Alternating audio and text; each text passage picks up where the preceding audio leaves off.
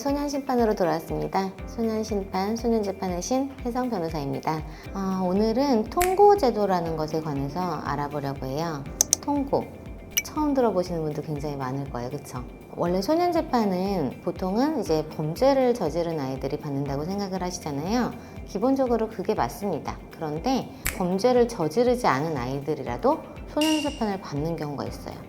집단으로 몰려다니면서 뭐 주변 사람들을 불안하게 만든다던가, 아니면 계속 가출을 반복한다던가, 아니면 술을 마시고 막 소란을 피우는 어떤 그런 행동들을 한다던가, 그 행위 자체는 범죄가 아니잖아요. 근데 뭐 절도라던가 이런 범죄로까지 나아갈 수 있는 위험이 조금 있으니까 그런 친구들은 범죄를 저지르지 않았더라도 소년재판을 받을 수 있게 해놨습니다.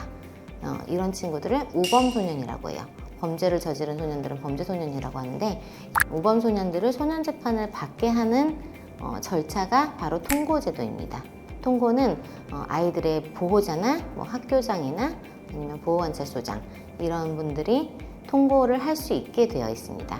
그리고 주로 통고는 당연히 아이들을 제일 잘 아는 부모님, 보호자가 통고를 하는 경우가 제일 많아요. 그런데 원래는 이 통고가 이런 우범소년들을 보호하기 위해서 만들어진 절차잖아요. 그리고 그렇게 운용되어야 하는데, 요즘 보니까 경찰서에서 통고제도에 관해서 정확히 안내를 해주지 않고, 어떤 절차가 개시되는지 정확히 말해주지 않고 부모님에게 통고를 권하는 경우가 종종 있는 것 같아요. 사춘기 자녀들의 경우에는 부모님들이랑 굉장히 많이 싸우게 되잖아요. 싸우고 PC방이나 뭐 스터디 카페나 친구 집에서 밤늦게까지 뭐 11시, 12시까지 안 들어오고 핸드폰 꺼놓고 연락 안 되고 이러면은 부모님들 걱정되시잖아요. 그러면은 가출 신고나 실종 신고를 많이 하십니다. 그런데 그게 뭐 한 번이면은 상관없겠지만 이게 여러 번 계속 신고가 반복이 되면은 경찰서에서도 이제 이 아이가 계속 가출을 한다고 생각을 하니까 통고제도라는 걸 부모님께 안내를 해드려요.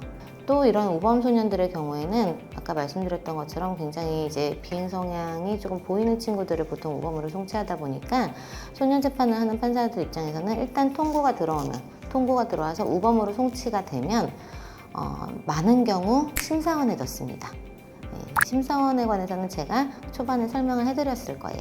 소년원에 가까운 한 달 정도 아이를 가둬놓는 그런 기간입니다.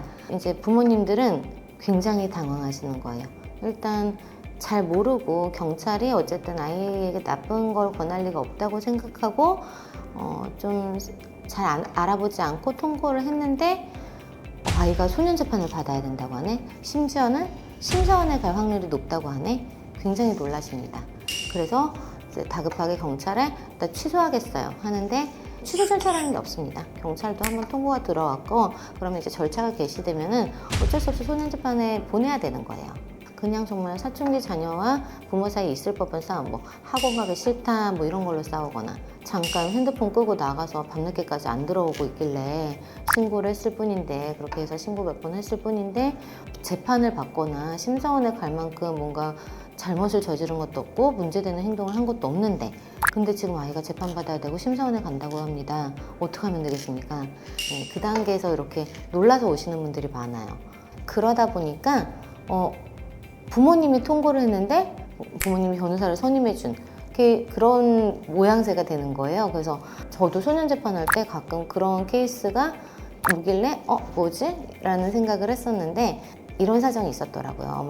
부모님들이 경찰서에서 이렇게 통고제도를 안내받았는데 잘 알아보지 않으시고 그냥 아이 걱정되는 마음에 신청을 하셨다가 실제 어떻게 진행되는지 절차를 알고 소년재판으로 넘어간다는 거 알고 그제서야 부랴부랴 이제 변호사를 찾아오시는 그런 케이스였구나.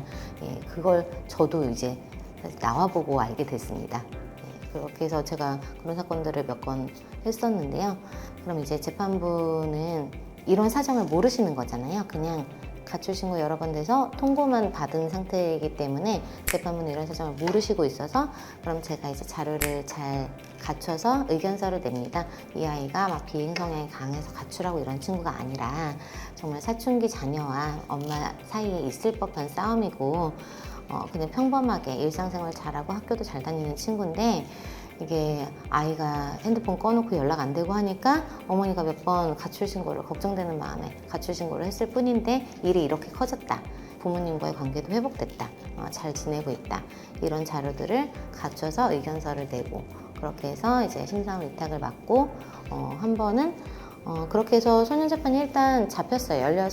열리기로 예정되어 있었습니다. 심리 개시 결정이 나서 예정되어 있었는데 그 전에 제가 의견서를 제출했더니 이제 판사님께서 그걸 보시고 그런 우범 아이들과 다르구나 이런 사정이 있었구나 해서 심리 개시 결정을 취소하고 이미 이제 재판을 하기로 한 그걸 취소하고 심리 불개시 결정을 내려서 아예 재판을 안 한 케이스도 있었습니다. 심리 개시 결정이 난 사건에서 그걸 취소하고 심리 불개시 결정을 받는 건 진짜 사실 거의 없는 일이거든요. 제가 소년 재판 할 때도 한 번도 그런 적이 없었는데 어쨌든 그렇게 사정을 잘 설명하고 이제 납득을 하신 다음에 심리 불개시 결정까지 해주신 사례도 있었습니다. 오늘은 통고 그리고 우범소년에 대해서 얘기를 나눠봤습니다. 더 궁금하신 게 있으시면 댓글이나 이메일로 문의 주시고요. 구독과 좋아요, 알림 설정 부탁드립니다. 소년심판, 소년재판의 신 혜성 변호사였습니다. 감사합니다.